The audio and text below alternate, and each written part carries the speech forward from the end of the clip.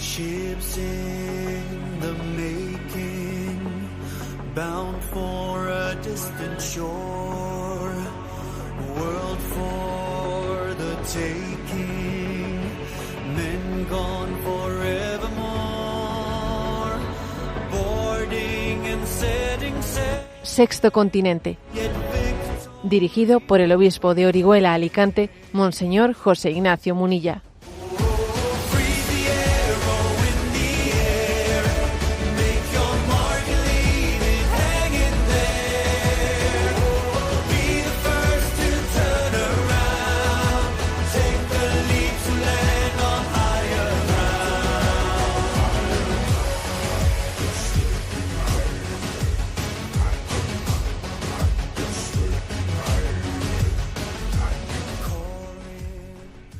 Un cordial saludo a todos los oyentes de Radio María. Un día más, con la gracia del Señor, nos disponemos a realizar este programa radiofónico llamado Sexto Continente, que lunes y viernes de 8 a 9 de la mañana, una hora antes en las Islas Canarias, una hora menos en las Islas Canarias, realizamos en directo aquí en Radio María España.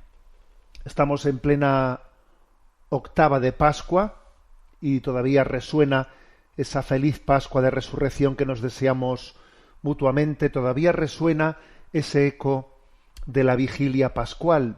¿Dónde está, muerte, tu victoria? ¿Dónde está, muerte, tu aguijón? Bueno, digo esto de entrada porque voy a compartir pues una noticia dura que muchos de vosotros habéis escuchado, ¿no? Pues en medios de comunicación, y es el fallecimiento trágico de un sacerdote en Zaragoza llamado don Javier Sánchez, quien celebraba la vigilia pascual en un monasterio de religiosas concepcionistas, y en esa liturgia del fuego, al inicio pues de la vigilia pascual, pues aconteció pues un accidente. Al encender las velas, pues se prendieron pues los hábitos, el alba o la casulla del sacerdote, el cual, bueno, pues prendió fuego, y fue difícil apagar ese fuego hasta el punto de que se quemó más del 50% del cuerpo y fue trasladado inmediatamente pues al hospital, y ha fallecido pues 3-4 días después, ¿no?, de ese accidente. Entonces, claro, pues la noticia nos ha sacudido a todos, ¿no? Un sacerdote ha fallecido en la celebración de la vigilia pascual, en esa liturgia del fuego. La verdad es que obviamente nos conmueve, nos sacude una noticia así.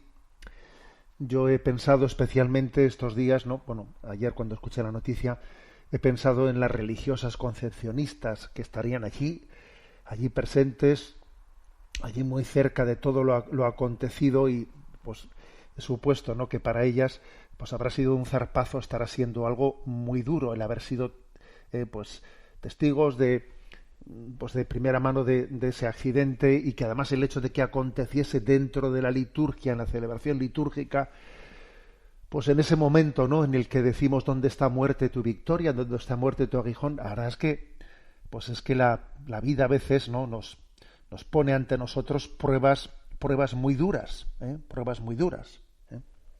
Yo muchas veces he dicho que cuando, lo he dicho también como una palabra de consuelo, ¿no?, que cuando nos presentemos delante de Dios, poco importará la circunstancia en la que uno murió en esta vida, pues que una muerte haya sido por un accidente, o que haya sido una muerte, pues digamos, por enfermedad, que haya sido con una edad ya muy avanzada, que haya sido de alguien joven. Eso nos suele parecer que cambia completamente el panorama, ¿no? Cambia completamente la lectura que hacemos del momento de la muerte, dependiendo de esas circunstancias, ¿no? Muerte trágica o muerte no trágica, con una edad, con otra edad. Pero sin embargo, cuando estemos delante de Dios, la verdad es que nada de eso será lo sustancial, nada de eso será lo importante. Lo único importante es que estemos en gracia de Dios y con el deseo de unirnos a Él, que nos hayamos pues purificado y que hayamos preparado nuestra vida como un camino para llegar a la meta. Pero es cierto que las circunstancias para nosotros, para los que estamos aquí, para los que para los que caminamos, pues a veces nos pueden, ¿no? Nos pueden bandear, nos pueden bandear. Y creo que en estos casos nuestra palabra tiene que ser pues la palabra de Dios. Y a mí lo que me ha venido a la mente es pues algunos versículos de la primera carta a los tesalonicenses, ¿no? En la que se nos habla de consolarnos mutuamente, de animarnos mutuamente. Por ejemplo, primera Tesalonicenses, capítulo 4, versículo 16 al 18. Pues el mismo Señor, a la voz del arcángel, al son de la trompeta divina, descenderá del cielo, y los muertos resucitarán en primer lugar. Después nosotros, los que vivamos, seremos llevados con ellos entre nubes al encuentro del Señor. Consolaos mutuamente con estas palabras. También dice en primera Tesalonicenses 5:11, ¿no? Porque Dios no nos ha destinado al castigo, sino a obtener la salvación por medio de Jesucristo, que murió por nosotros, para que despiertos o dormidos vivamos con Él. Por eso, animaos mutuamente y edificaos unos a otros, como ya lo hacéis. Estamos llamados a ser estímulo para que cuando algunos hermanos nuestros están pues bajo una prueba muy fuerte, y estoy pensando ahora pues en los familiares de don Javier, y estoy pensando especialmente, como os he dicho, en esas religiosas concepcionistas que estaban en esa liturgia, pues nosotros podamos ser para ellos en este momento estímulo de consuelo, de fe, diciendo vamos a Dios, vamos a Él, todo lo que las contradicciones que acontecen en esta vida tenemos que entenderlas como pruebas de purificación. Todo lo que acontece en nuestra vida, que son cosas que a veces no dice uno, madre mía, pero qué desgracia. Bueno, mira, más que decir qué desgracia, digamos que en el designio de Dios todo forma parte de un camino, de una providencia de purificación que nos prepara para el encuentro con Dios. Tenemos que hacer ese acto de fe. Entonces, animaos mutuamente, edificaos mutuamente y estimulaos, ¿no? Y que cada acontecimiento del que somos testigos nos prepare para el encuentro con el Señor. Pero sí, somos una gran familia. La Iglesia Católica es una gran familia, y entonces creo que acontecimientos como estos, o como que los que les pasa a unos misioneros en las persecuciones que tienen, las pruebas que experimentan los cristianos, todo ello tiene que ser vivido como parte de mi familia. Somos familia, somos una gran familia, ¿no? Y no somos indiferentes a nada de lo que ocurre. Por eso nos unimos a la diócesis, a la archidiócesis de Zaragoza, a la familia de don Javier, a esa comunidad de religiosas concepcionistas, les damos el pésame y nos atrevemos con osadía, con atrevimiento. Sí, lo voy a decir. Nos atrevemos a decir, ¿no? ¿Dónde está, muerte, tu victoria? ¿Dónde está, muerte, tu aguijón? Porque en Jesucristo, en la resurrección de Jesucristo, la muerte ha sido vencida. Por eso decimos, ¿no? Luz de Cristo. Demos gracias a Dios, como se canta en la vigilia pascual. Dale, Señor, el descanso eterno, y brille para él la luz eterna. Su alma y las almas de todos los fieles difuntos, por la misericordia de Dios, descansen en paz. Amén. Continuamos con este programa de Sexto Continente, que tiene interacción con los que sois usuarios de redes sociales en Instagram y en Twitter a través de la cuenta @obispomunilla, con los que sois usuarios de Facebook a través del muro que lleva mi nombre personal, de José Ignacio Munilla, también con la cuenta de TikTok de En Ti Confío. También decir que los programas anteriores están a vuestra disposición tanto en el podcast de Radio María como en las plataformas de Spotify, de iVoox, que tiene el nombre de Sexto Continente, y también en el canal de YouTube,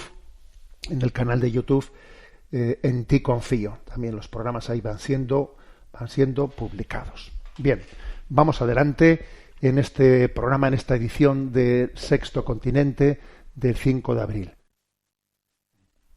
Y voy a tratar un tema, pues un tema que es podríamos igual, no sé cómo titularlo, pero podría ser luces y sombras de nuestra crisis cultural. Yo me hago una pregunta. ¿El reino de Dios se abre camino o está en retroceso? Porque esta pregunta, ¿no? Claro, el Evangelio habla de cómo el reino de Dios es una semilla pequeña que va creciendo, ¿no? Entonces la pregunta dice uno, pero bueno, en este momento, con la crisis que vivimos, ¿el reino de Dios está retrocediendo en este mundo? O sea, en este mundo cada vez hay más, reina el maligno, y cada vez este mundo, en él el reino de Dios se está replegando. ¿Es esta lectura correcta? Creo ciertamente que no es una lectura correcta. Lo que ocurre es que tenemos que decir ciertamente que estamos en una crisis que está en la que los valores y los antivalores se mezclan hasta el punto de que a veces se confunden. Hay tantos vaivenes culturales, ¿no?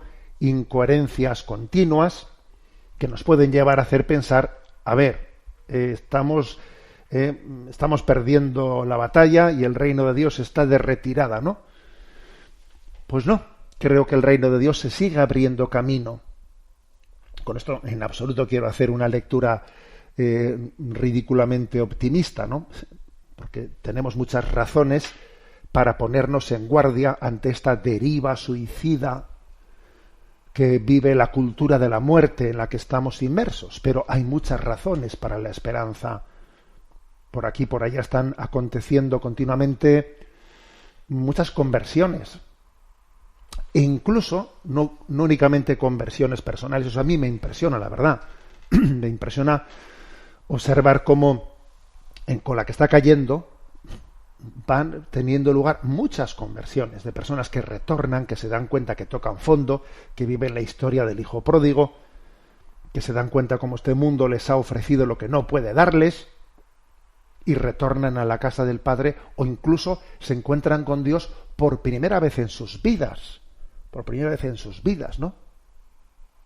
Yo os voy a contar la anécdota que la he dicho en alguna homilía, que pude estar, ¿no? Pues celebrando la vigilia pascual, pues en una de las prisiones de nuestra diócesis, con los presos, ¿no? Y entonces, pues al término de la celebración, se me acercaron algunos chicos, ¿no? Pidiendo que querían bautizarse, querían confirmarse, y en concreto, pues charlé un momento con uno de ellos, ¿no? Y le dije, ¿y tú por qué quieres bautizarte, no? Y recuerdo que me dijo, porque quiero volver a nacer de nuevo.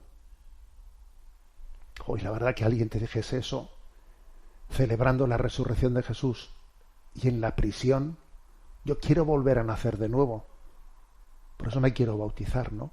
Madre mía, a mí aquello me conmovió. Y yo dije, a ver, aquí hay esperanza, ¿eh? El reino de Dios se sigue abriendo camino. En medio de pedazo de crisis en la que estamos, en medio de tormentas, pero se sigue abriendo camino. Entonces, bueno, en esta clave, ¿no? En medio de esta crisis, creo que hay razones para la esperanza, ¿eh? Y hay signos también sorprendentes. Voy a hacer referencia a algunos, ¿no? Es cierto que estamos todavía bajo las consecuencias de la llamada revolución sexual del mayo del 68, etcétera, etcétera, ¿no? De esa gran crisis en la que la sexualidad y el amor y el matrimonio se desligan, y bueno, y todo lo que ha venido después lo sabemos, ¿no? Pero fijaros, estamos viendo cómo hoy en día, claro, como le estamos viendo las orejas al lobo o los dientes al cocodrilo, lo estamos viendo, entonces comienza a haber unos signos de reconsiderar las cosas, ¿no? Pues por ejemplo, pues todo este fenómeno cultural, ¿no? De reivindicar el respeto a la mujer, de que la mujer no sea un objeto de usar y tirar, todo ese fenómeno cultural que pone la luz en esa violencia frente a la mujer, claro, pues es obviamente camina en la buena dirección. Que por ejemplo ha llegado, ¿no? Pues a poner en el ojo, en el punto de mira a la prostitución. O sea, el hecho de que ahora, ¿no? pues yo recuerdo perfectamente cómo, bueno, yo estoy hablando desde España y sé que este programa pues es escuchado en otros muchos lugares que pueden tener otras situaciones distintas, ¿no? Porque hay distintas velocidades en las naciones, pero yo recuerdo pues que los periódicos que comprábamos en España hace todavía 20 años, pues allí había varias páginas de contactos de prostitución. De allí llama tal teléfono, llama tal. Había páginas de publicidad para tener contactos de prostitución. Y eso desapareció. Y desapareció porque se entendía que es indigno. Y luego viene, por ejemplo, el tema de los vientres de alquiler. Y por primera vez, ¿no?, observamos como ciertas personas que, bueno, pues que estaban bajo esa bajo ese amparo cultural del mayo del 68, entienden que eso de los vientres de alquiler es indigno y que no se le puede utilizar a la mujer como pues como un canguro, que es indigno. Y en la medida que Internet también ha popularizado la prostitución por vía de pornografía, porque no nos equivoquemos, la pornografía no es más que una prostitución públicamente exhibida. Públicamente exhibida. Por eso, algo que yo en este programa he dicho varias veces, es que el gobierno español, que ha anunciado una ley contra la prostitución, si es mínimamente coherente, tendrá que hacerlo también contra la pornografía, porque la pornografía es una prostitución públicamente exhibida, o sea, con alevosía, vamos. Luego seamos coherentes. Pero bueno, vemos en este momento pues que la pornografía, por lo menos en lo que a los menores se refiere, comenzamos a entender que tenemos que tomar medidas, que los menores de edad no pueden tener acceso a la pornografía, ¿no? Y por primera vez, pues se nos anuncia que de cara al verano, pues el gobierno español va a tomar medidas para que no exista esa posibilidad de acceso. Que tengo muy claro que eso es absolutamente insuficiente, ¿no? Insuficiente, porque eso de contenido de adultos es una auténtica falacia. La pornografía no es un contenido de adultos, porque los adultos tienen que ser maduros, los adultos tienen que actuar con coherencia, y la pornografía no es para adultos, sino que es para personas absolutamente, digamos, desnortadas. Pero bueno, pero es curioso cómo estamos viendo, por ejemplo, cómo en las televisiones locales, que antes tenían por las noches, ¿no?, tenían muchísimas de ellas pues emisión pornográfica, desapareció de las televisiones locales. Ahora se anuncia un veto a la pornografía para el acceso a los menores de edad. O sea, algo se está moviendo, algo se está moviendo. Cuando, por ejemplo, se ve pues cómo los adolescentes en muchas redes sociales practican el sexting, la exhibición de partes de su cuerpo por redes sociales, entonces dice uno, anda, ¿qué está ocurriendo? O sea, se encienden luces rojas entendiendo, por aquí vamos a una deriva, ¿no?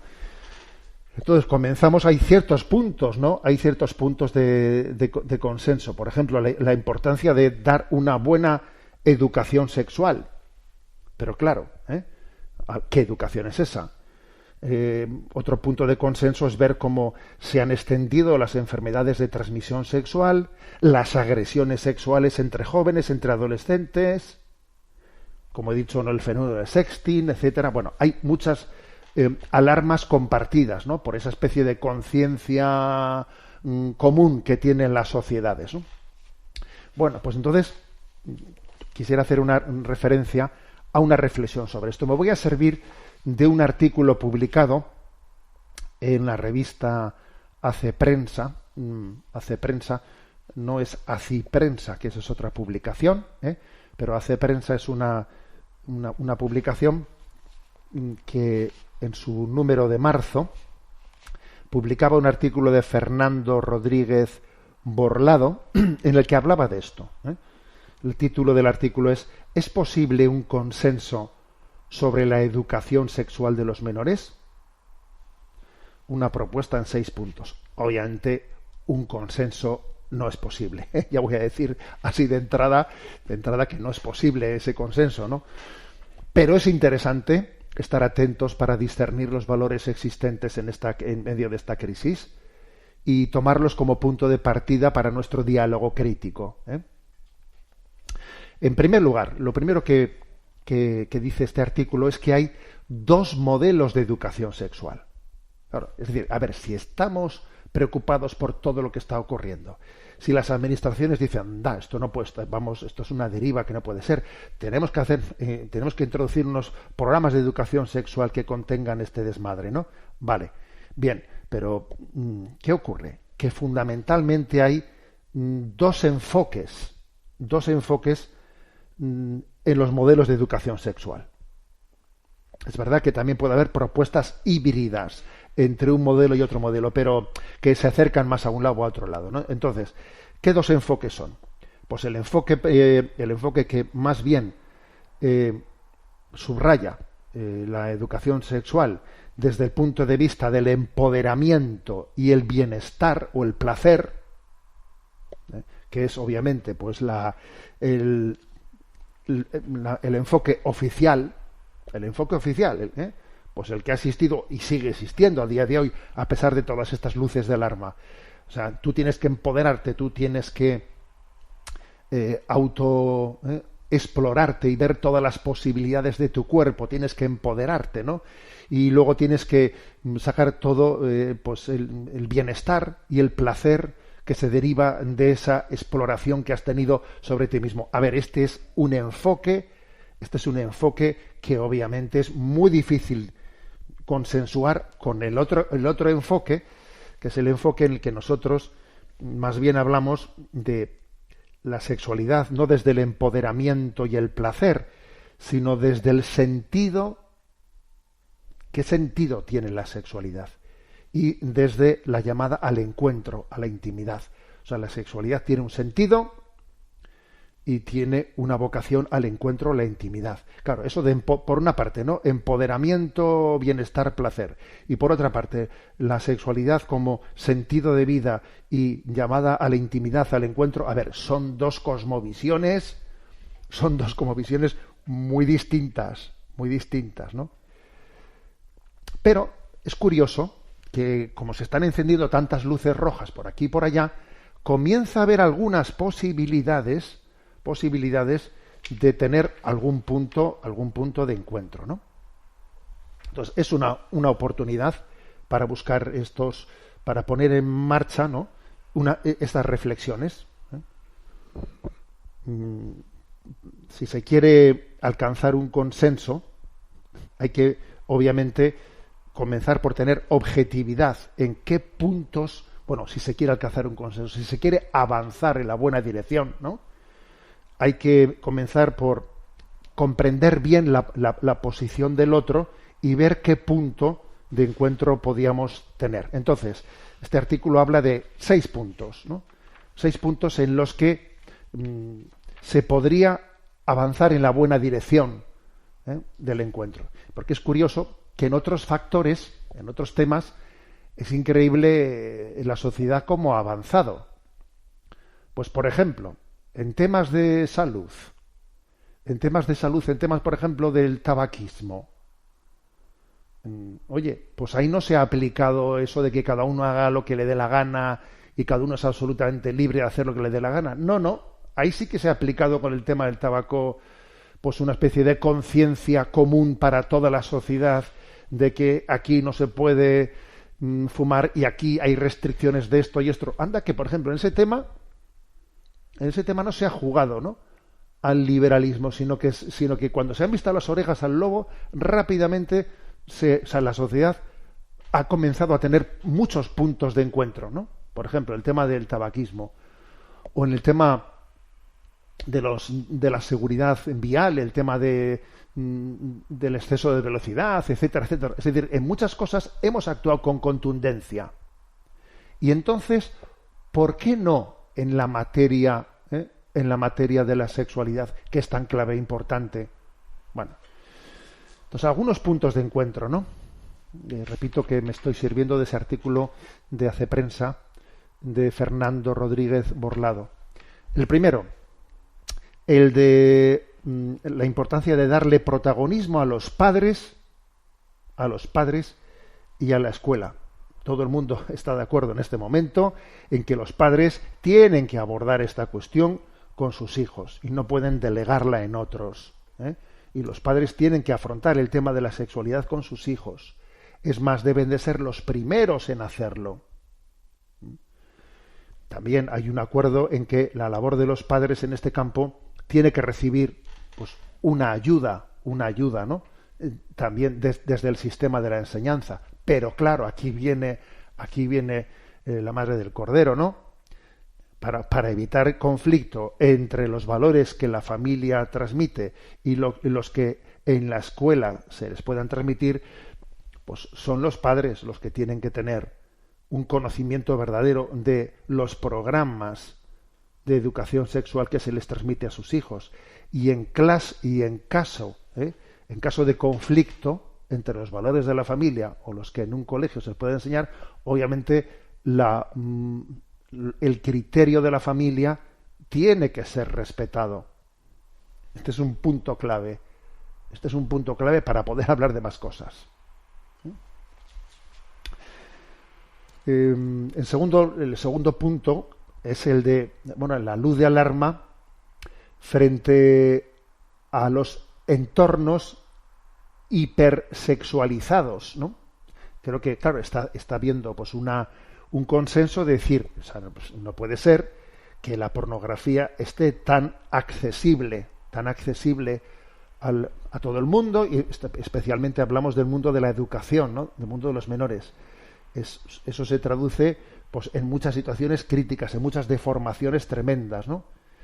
Y comienza a haber una conciencia compartida sobre la crítica al acceso generalizado a la pornografía, cosa que hace, ¿no?, 10 años o 15 o 20 años esa crítica no existía. Comienza a verla ahora y de vez en cuando te encuentras pues reportajes en periódicos como El Mundo, como El País y similares, de ámbito liberal, incluso de contextos culturales y políticos izquierdistas que ponen el punto de mira en esto, pues viendo cómo se está practicando el sexting, intercambio de imágenes sexuales entre jóvenes a través de las redes, diciendo, o sea, hay que poner coto a los entornos hipersexualizados. Es una segunda cuestión. Tercera cuestión clave, ¿no?, para ver cómo se encuentra en esta situación y hasta qué punto podemos avanzar en la buena dirección, o los valores se están abriendo paso o son los antivalores los que están abriendo paso. El hecho de que nos demos cuenta de que la sexualidad tiene que estar ligada a una vocación al amor, a una vocación al encuentro, porque el rollo de una noche, que es pues lo que se ha llevado, lo que se ha extendido, el rollo de una noche, pues es una desconexión emocional y termina siendo una posesión hacia el otro, un usar y tirar. Y de ahí se deriva unos males muy grandes, ¿no? Y entonces hay que decir que la educación para el encuentro, pues es muy importante. La sexualidad tiene una finalidad, ¿no? Tiene dos finalidades, o tres, vamos a decir. Una es la apertura a la transmisión de la vida. Otra es el que es un vehículo de encuentro y de entrega y de compartir plenamente nuestra vida, ¿no? No tiene nada que ver con el rollo de una noche. Y en tercer lugar, la sexualidad conforma también mi propia identidad. Bueno, por eso este tercer aspecto, el de que la sexualidad va de una vocación al encuentro, es clave. el cuarto punto, ¿no? Claro, en los programas liberales de educación sexual se suele ridiculizar el romanticismo, ¿eh? Y el ideal romántico se ridiculiza, ¿no? Diciendo que, bueno, que eso de que exista la media naranja y etcétera, que son ridiculeces, ¿no? Pero sin embargo creo que porque de ahí se derivan cosas como los celos o las conductas posesivas, suele ser eso muy típico, ¿no? En esos programas liberales se ridiculiza el romanticismo y se le achaca esa imagen romántica del amor, pues el que luego la gente sea tan posesiva, sea tan cual, ¿no? Entonces dice, no, hay que romper con el amor romántico. Pero claro, nos hemos dado cuenta que la única forma, ¿no?, de poder luchar contra esa forma posesiva y esas conductas que hacen tanto daño, además lo estamos viendo, ¿no?, es predicar, o sea, es inducir, educar en un amor maduro, en una generosidad, en una donación, que son los ideales que tienen que impregnar la sexualidad. La sexualidad tiene que estar impregnada de esos ideales, de la generosidad, de la donación, de darte a ti mismo, de ser generoso, de olvidarte de ti mismo y entregarte. De lo contrario, si no están impregnados de esos valores, que es un poco el ágape, no solo es el eros. Lo erótico lo que busca es mi satisfacción, y ágape es un amor maduro que se entrega al otro en el olvido de uno mismo. Si no se educa en eso, pues al final, por mucho que critiques, ¿no?, esa visión romántica que te lleva a que tú eres mi media naranja, con lo cual tengo unos celos posesivos hacia ti, es inevitable. Si no se ha educado en un amor maduro de entrega generosa. El quinto punto es el que hace referencia al autodominio, y este es un punto de muy difícil consenso. ¿Por qué? Porque en los planes de educación sexual lo del autoerotismo es casi un dogma, eso de que hay que explorarse, y entonces el autoerotismo es parte de ese discurso de empoderamiento, yo exploro mi cuerpo, o sea, eso es casi un dogma, ¿no?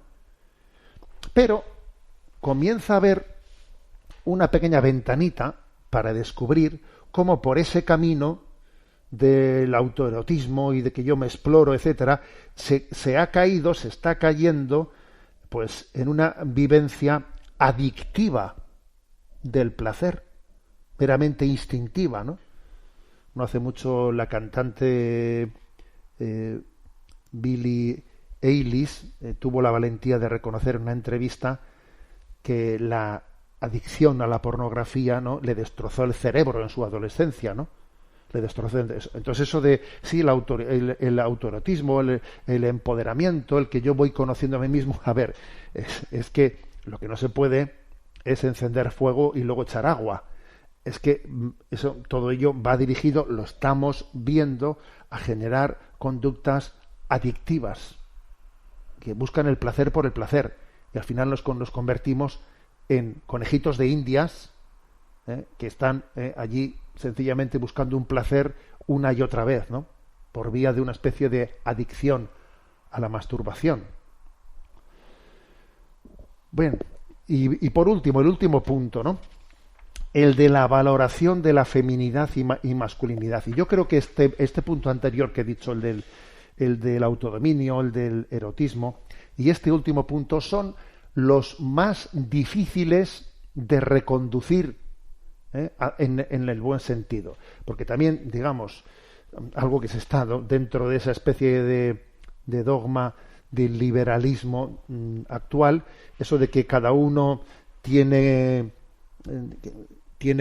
su libertad de decidir quién es él, eso pues obviamente es imposible consensuarlo con nuestra perspectiva, ¿no? Porque es que nosotros lo que claramente subrayamos es que tenemos que valorar la masculinidad y la feminidad, y que tenemos que partir de una aceptación de nuestra corporalidad, una aceptación, y que nuestra corporalidad precede a nuestra voluntad.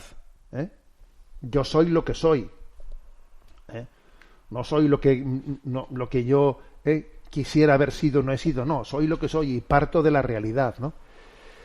Por lo tanto, este es un punto clave, pero yo creo que comenzamos a ser conscientes de que no se puede hablar de feminidad y masculinidad en un contexto de lucha de clases. El contexto de lucha de clases es terrorífico.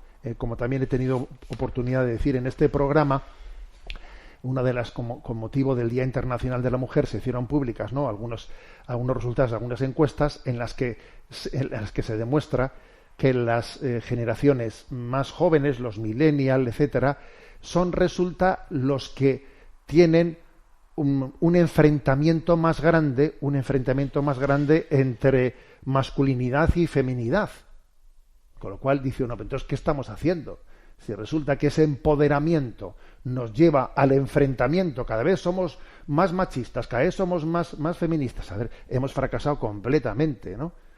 Esos datos que se hicieron públicos en el Día Internacional de la Mujer, pues el mes pasado, lo que vienen a decir es que necesitamos hablar de la complementariedad entre el hombre y la mujer, y no hablar del empoderamiento en la tónica de lucha de clases, y de que hemos sido creados para la comunión, para la comunión. Entonces, claro, pues eso del heteropatriarcado y todo ese tipo de cosas, pues obviamente, ¿no?, pues son inconsensuables con nuestra perspectiva de la antropología cristiana.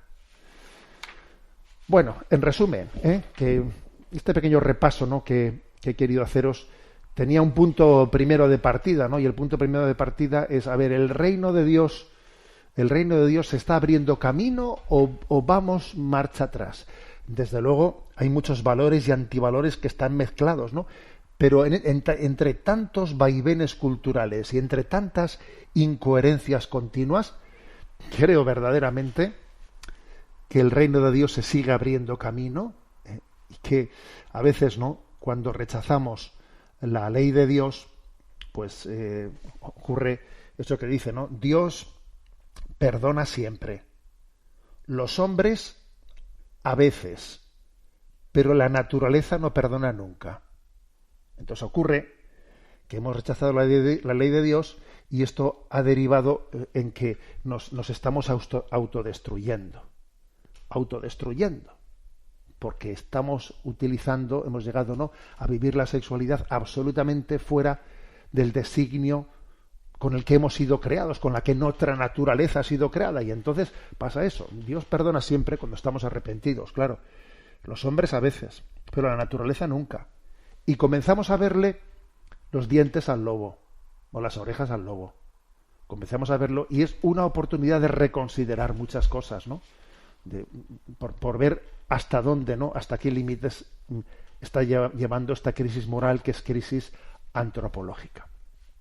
Bueno, lo dejo ahí, y quien desee, pues como digo, le remito a ese artículo de Hace Prensa del número de marzo, con el título de ¿Es posible un consenso sobre la educación sexual de los menores?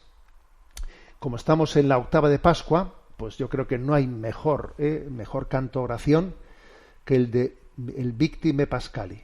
Victime Pascali Laudes es el canto gregoriano de la secuencia de la octava de Pascua, una secuencia maravillosa.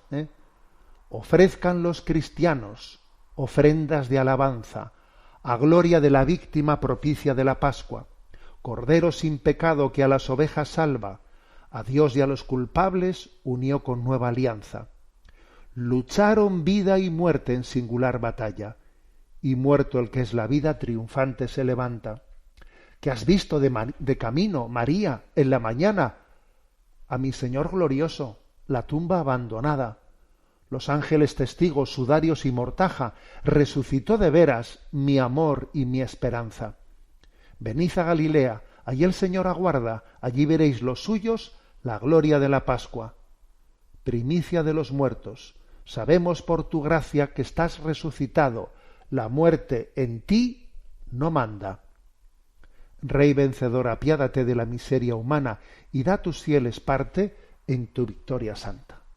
Lo escuchamos cantado por el coro de monjes de la abadía de Santo Domingo de Silos.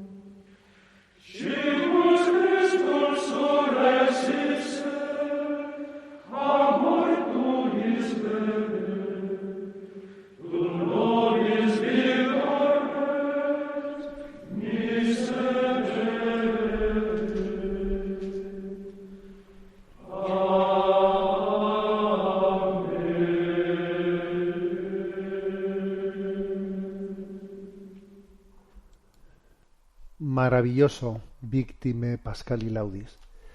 Tenemos en este momento para la intervención de los oyentes, hay un correo electrónico habilitado, como sabéis, que es sextocontinente@radiomaria.es, sextocontinente@radiomaria.es, y a Mónica, que está en la emisora, le vamos a pedir que nos presente las preguntas seleccionadas.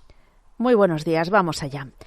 Covadonga García escribe: buenos días, monseñor, somos un matrimonio de recientes abuelos de una nieta a la que sus padres no quieren bautizar, puesto que no son practicantes y no creyentes, aunque en su día fueron bautizados y participaron de la Iglesia hasta que empezaron la universidad.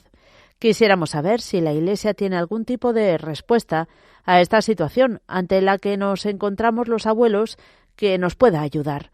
Nos gustaría poder educar a la niña en nuestra fe y que recibiera los sacramentos. Muchas gracias, monseñor. Bueno, pues esta consulta, que es muy frecuente y que seguro que muchos de los oyentes pues están viéndose reflejados en ella, tiene por una parte pues que partir de que la patria potestad, ¿no?, y por lo tanto la autoridad sobre la educación de esa niña la tienen sus padres, con lo cual estamos llamados, pues obviamente, a respetar las decisiones que tomen sobre esa educación, ¿no? Pero también somos conscientes de que la familia no únicamente es la familia nuclear, que la familia es también la familia extensa, y somos conscientes de que esas decisiones tomadas por los hijos en esa crisis de fe, pues en muchísimas ocasiones no son decisiones maduradas, sino que son decisiones a las que más bien somos arrastrados sin ser conscientes exactamente de lo que supone. En el fondo es como una proyección en los hijos de la crisis de secularización de los padres, pero que tampoco muchas veces han hecho un rechazo pleno y explícito, sino un no saber por dónde andamos, y tener un influjo grande de la mundanidad. Bueno, creo que en medio de esas aguas, ¿no?, de esas aguas turbulentas, sin duda alguna los padres tienen los abuelos tienen un designio, en la educación de los nietos. Un designio, pues que tienen que hacerlo, pues con mucha, yo diría, sencillez, no estando engañando, ¿no?, a sus hijos, pero sí con sencillez, con transparencia, hacerles entender a los hijos diciendo: mira, hijo, yo, en la medida que yo puedo ayudarte o podemos ayudaros pues en el acompañamiento de los nietos, también entiéndeme que nosotros no podemos falsearnos a nosotros mismos, somos lo que somos. Yo no puedo estar con mi nieta sin compartirle lo que soy, ¿no? Entonces, no es que yo esté adoctrinando, ¿no?, como alguno podría acusar, ¿no?, a mi nieta. No, estoy compartiéndole mi corazón. Estoy compartiendo mi corazón.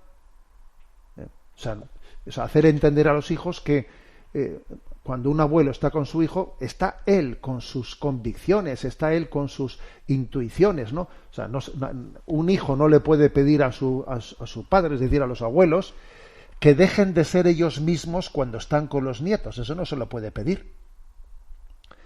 Por lo tanto, ¿no?, frente a esas acusaciones de que no se puede adoctrinar a los nietos, a ver, no se trata de eso. Se trata de que yo, cuando estoy con alguien, estoy tal y como soy, con mis valores, ¿no? Y yo no puedo dejar aparcados mis valores cuando estoy con otras personas, pero no únicamente con mis nietos, sino con cualquier persona con la que me encuentro, ¿no? Bueno, creo que esta es la forma en la que tenemos también que hacer entender a nuestros hijos que con los nietos, obviamente, vamos a manifestar lo que llevamos en el corazón. La oración va a ser clave, la oración va a ser determinante. Creo que es muy importante encomendarse a San Joaquín y Santa Ana, saber que la vida tiene muchas, ¿no?, muchas vueltas, la vida da muchas vueltas, y tenemos que confiar en la misericordia de Dios. Yo viví una anécdota en mis años de sacerdote que creo que en alguna ocasión, en alguna oportunidad, la he comentado en antena, pero bueno, la voy a volver a comentar, la voy a volver a contar sencillamente pues para que todos tengamos esperanza en los designios de Dios. Y recuerdo que siendo párroco, pues bueno, pues me vino a visitar, ¿no?, pues una mujer, una abuela, que me decía: mire, me han detectado un cáncer y me queda poco tiempo de vida, y tengo el sufrimiento de que mi hijo se ha separado, ¿no?, su mujer le ha abandonado, se ha quedado él con la niña, y mi hijo tiene un rebote, mi hijo, contra la Iglesia y contra todo, y se acerca la primera comunión de la niña y me parece que él no va a querer que darle la comunión, y mire, yo me voy y le pediría a usted que haga lo posible cuando yo me muera para que cuando llegue el momento de la comunión de la niña pues pueda hacer la comunión. Claro, yo a la mujer, fíjate, pues qué voy a decirle: mire usted, yo haré lo que pueda, y le ayudé y le acompañé, y falleció pronto esa mujer y nos despedimos de ella. Y claro, ya ahí quedó la promesa que yo le dije, ¿no?, de que iba a intentar que su nieta hiciese la comunión. Bueno, llegó el momento y claro, pues aquí el padre no hizo ni amago de ello, ¿no? Y le dije yo: mira, tu madre, bien sabes que me pidió que cuando llegase el momento de la comunión hablase contigo para ver de tal, ¿no? Y entonces el hombre, ni corto ni perezoso, ¿sabes? El hombre me dijo: venga usted esta noche a casa, venga, así un tanto desafiante, ¿no? Venga a casa y intente convencerle a la niña. Si le convence usted. Bueno, llego a casa, estaba allí, ¿no?, el padre preparando la cena para que íbamos a cenar, y yo allí en la cocina hablándole a la niña, diciéndole esto y lo otro, y claro, el padre así con una sorna: parece que no le está convenciendo usted, Y le había dicho yo le he dicho a la niña que si no hace la comunión, que nos iremos a Euro Disney y que decida ella misma. Y yo, madre mía, estaba en una situación, me sentía súper violento, ¿no? Súper violento. El caso es que, bueno, cenamos, la niña se fue a la cama y el padre allí se pegó un desahogo conmigo, bueno, un desahogo tremendo. Tenía un rebote contra Dios y contra el padre allí me explotó, yo aguanté y escuché todo lo que pude, poquitas cosas pude decirle porque el hombre no estaba para escuchar. Y bueno, terminó aquella noche, que fue una noche muy dura, muy dura, que le dije yo, bueno, me voy, Señor, rezaré por este caso, pero creo que he cumplido aquella promesa que le hice a esa mujer, pero esto es imposible, y marché diciendo, a ver, Señor, en tus manos lo dejo, ¿no? Bueno, pasó el tiempo, a ese padre con esa niña marcharon a vivir fuera, yo me olvidé de ellos completamente, y pasando ya unos cuantos años, por lo menos 6, 7 años, pues una noche recibí una llamada telefónica, ¿y quién me llamaba? Pues me acuerdo que me llamaba desde Almería, ¿no? Me llamaba ese padre. Y yo primero no caí en cuenta de quién era. Y cuando caí en cuenta, ¿se acuerda usted de aquella noche? Y yo dije, madre mía. Y me llamaba diciendo que aquel hombre había ido, ¿no? Con todo el rebote que tenía, había ido, y bueno, pues mira, allí Dios le esperaba, había tenido una depresión, y en esa depresión resulta que pues se había acercado a las comunidades neocatecumenales, y aquí el padre había entrado en las comunidades neocatecumenales y había tenido su conversión. Y entonces me decía, yo tenía pendiente llamarle a usted para pedirle perdón, ¿no? Pues por lo que le hice aquella noche, la encerrona que le hice aquella noche, que quise humillarle a usted delante de mi hija, y tenía el deseo de pedirle perdón por ello, ¿no? Porque me dice, cuando usted salió de casa aquella noche sin haber perdido los nervios, me dice, yo me quedé frustrado, me dice, y le dije yo, pues estuviste a puntito de conseguirlo, hijo, porque me faltó 1 milímetro, ¿no?, para perder los nervios aquella noche. Y me dice, el caso es que ahora yo estoy intentando educar a mi hija, ¿no?, hacer que se acerque a los sacramentos, y ahora es mi hija la que no quiere. Es mi hija la que no quiere. Entonces, madre mía, ¿no? Pues yo le dije, ¿y qué hago, no? Me preguntó él, ¿qué hago con mi hija? Que claro, pues había pasado a tener ya, pues no sé si 15 años o 16, ¿no? O 17. Y le dije, pues mira, ahora te toca a ti tener paciencia con ella. Como Dios ha tenido paciencia contigo, te toca tener paciencia con ella. Tú tienes que aprender, ¿no?, de la paciencia y la misericordia que Dios ha tenido contigo. Y te voy a dar un consejo más. Encomiéndate a tu madre, que tu madre me parece que algo tiene que ver también con tu conversión, porque mira, tu madre se preocupó de que su nieta, ¿no?, pudiese hacer la primera comunión, no lo consiguió de una manera, desde el cielo, ella ha movido los hilos, ¿no?, para tu conversión. Encomiéndate a tu madre, que ya se encargará ella de interceder para que lleguemos a la niña ahora, ¿no?, a la niña o la adolescente. O sea, os cuento esta historia que viví yo como párroco, ¿no?, en la que me di cuenta de la potencia de los abuelos. De la potencia de los abuelos, ¿no? De que una abuela pues tenga cáncer y lo único que le preocupe es que mi nieta se queda ahí sin hacer la comunión. Fíjate, le importaba bien poco su cáncer, lo que le importaba es eso. Y yo, claro, pues esa anécdota que yo viví, ¿no?, en mi vida sacerdotal, me hizo pensar mucho, ¿no?, sin duda alguna, me hizo pensar mucho en cómo Dios a los abuelos les da una vocación intercesora, que no termina en esta vida, ojo, que no termina en esta vida. También recuerdo otra anécdota, perdonad que ahora me ponga así en este plan, ¿no?, otra anécdota de párroco, en la que el fallecimiento de un abuelo es motivo para un nieto de recibir una llamada a la conversión, de tener también un remordimiento, de decir, oye, qué he temido a mis abuelos al lado mío, que me hablaban de cosas y de valores que yo decía, ya está el abuelo dándome la chapa. Y no les hice caso, sí, les quería, pero cosa de viejos, ¿no? Y en el momento en que fallece el abuelo, pues de repente ese nieto entiende que haya tenido un tesoro que no ha sido diligente en recibir, en acoger, y tiene un remordimiento y una llamada a la conversión importante. También yo esto lo he vivido en varias ocasiones, ¿no? He sido testigo directo de primera mano cómo incluso el momento de la muerte, ¿no?, de los abuelos tiene una potencialidad muy grande de llamada a la conversión.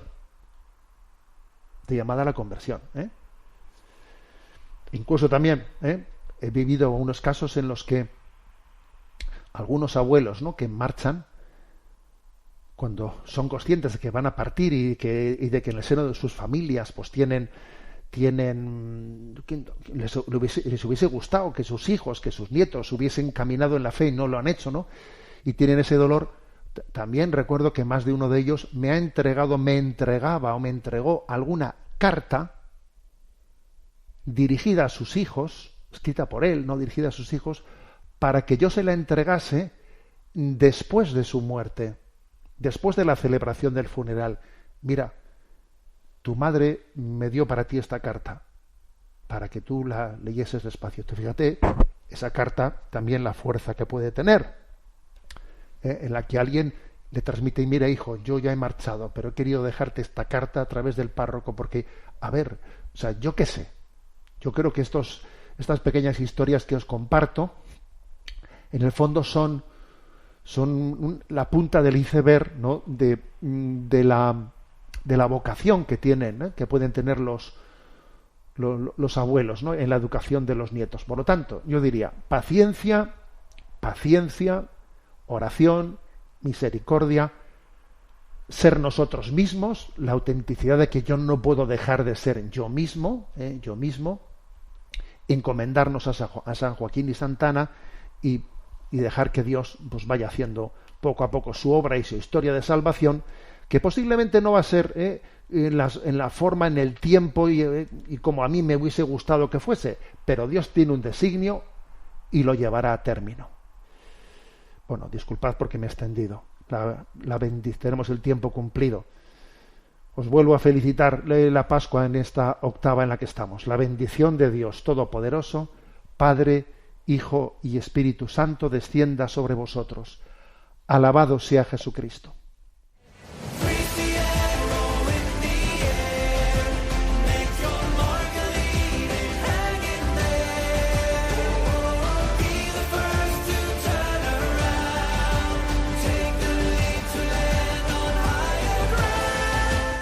Finaliza en Radio María Sexto Continente, dirigido por el obispo de Orihuela, Alicante, Monseñor José Ignacio Munilla.